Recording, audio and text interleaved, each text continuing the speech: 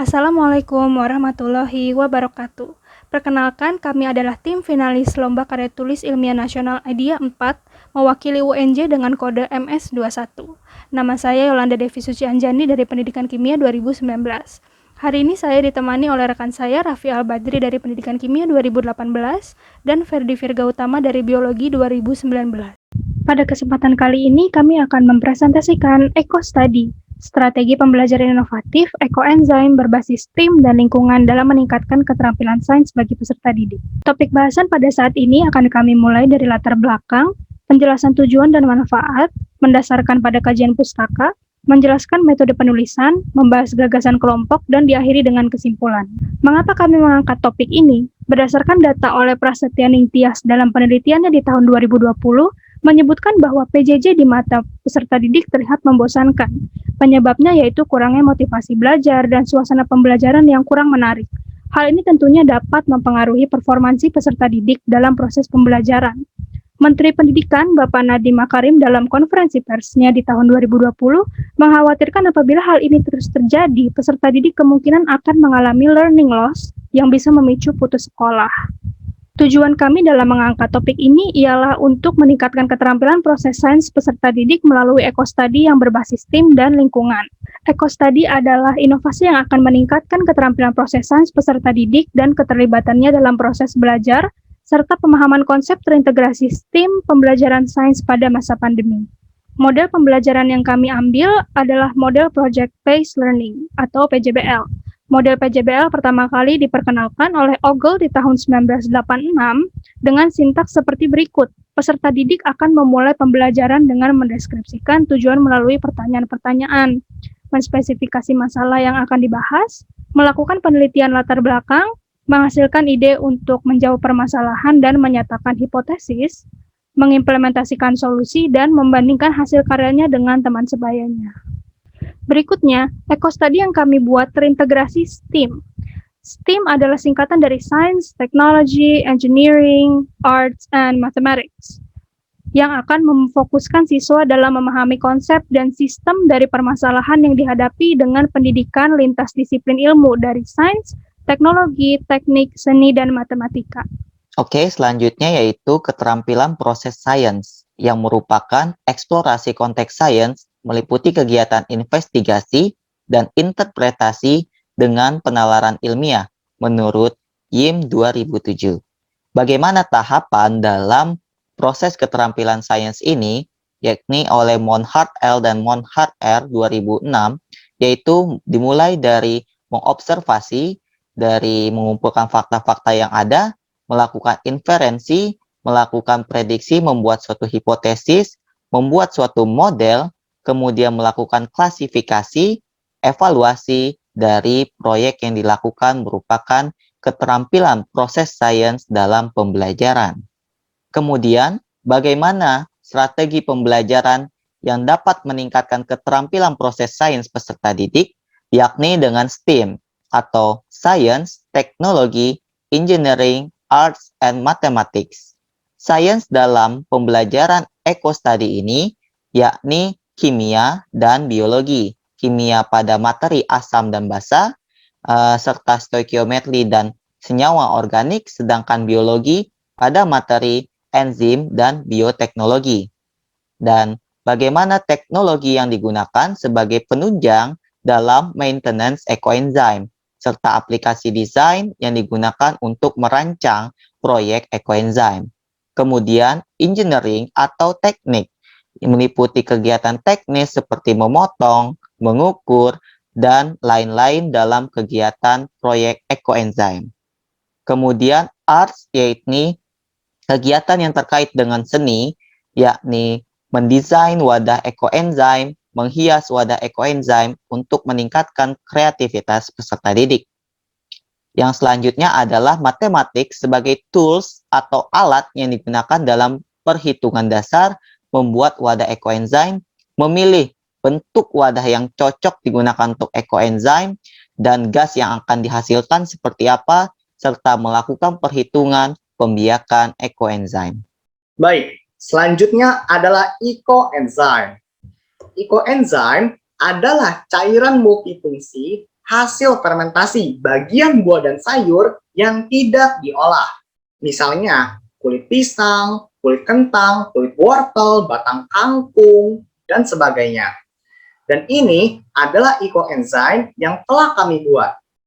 Berdasarkan penelitian dari para ahli, ekoenzim ini mengandung asam laktat dan asetat dengan pH sekitar 3,81.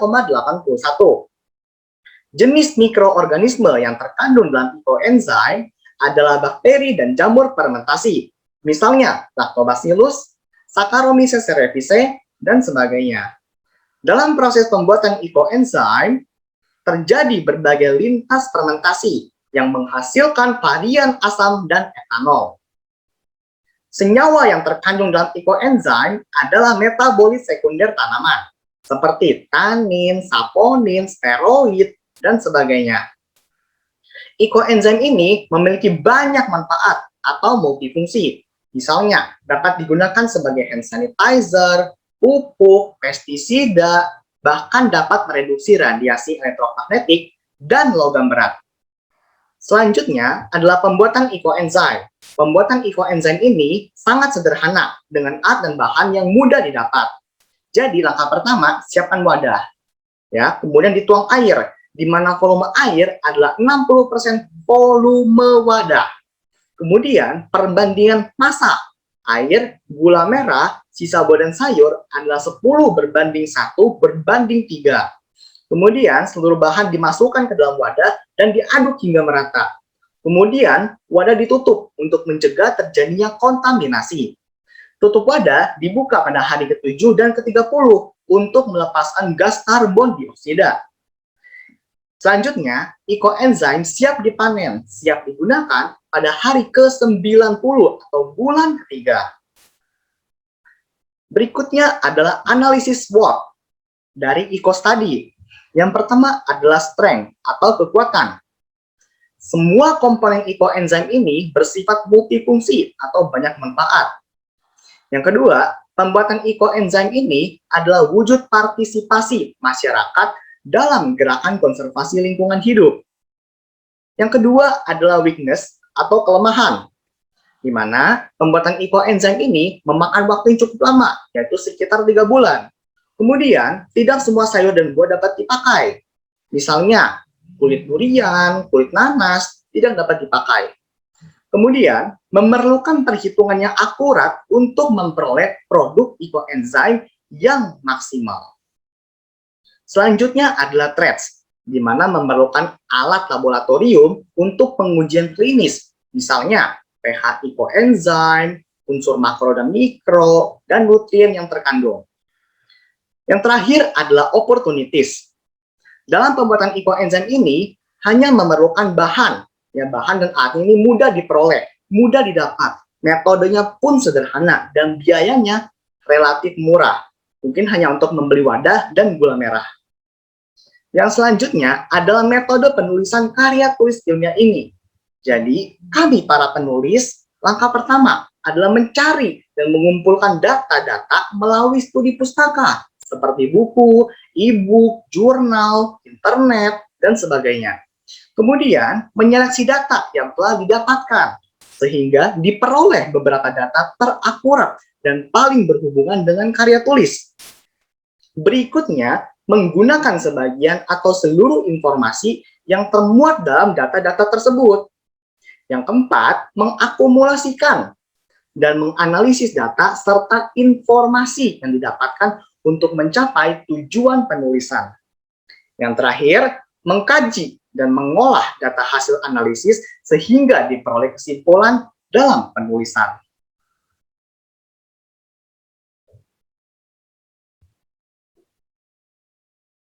Kemudian, bagaimana ekoenzim ini dapat diintegrasikan dalam pembelajaran sains dalam pendidikan, yakni dengan mengintegrasikan konteks proyek ekoenzim dengan konten pembelajaran sains yang dirumuskan rekomendasi aktivitas pembelajaran.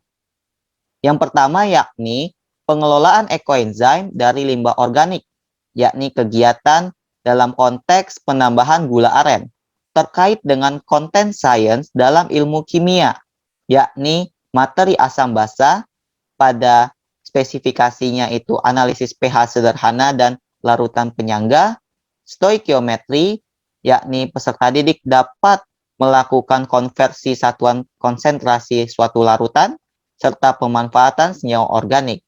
Dan rekomendasi aktivitas pembelajaran berupa proyek analisis sederhana, maintenance ekoenzim.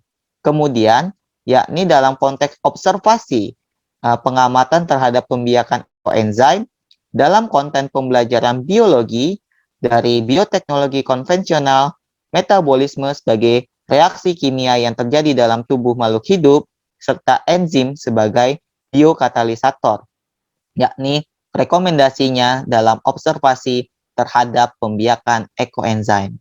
Lantas bagaimana ekostudy dapat meningkatkan keterampilan proses sains peserta didik? Disajikan dalam bagian alir sebagai berikut, dimulai dari permasalahan lingkungan yakni sampah organik yang menumpuk dan solusi berupa proyek ekoenzim yang mana peserta didik mengkonstruksi hipotesisnya dari permasalahan tersebut untuk dilakukan suatu eksperimen proyek ekoenzim, dan setelah dilakukan observasi, dilakukan analisis data, dan pada akhirnya dilakukan presentasi atau komunikasi hasil pengamatan yang diperoleh oleh peserta didik.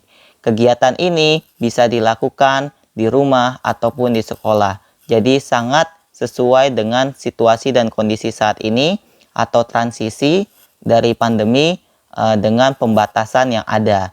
Dan oleh karena itu, ekostudy dapat direkomendasikan untuk meningkatkan keterampilan proses sains peserta didik. Berikut adalah contoh rekomendasi sintak pembelajaran ekostudy dengan model project-based learning.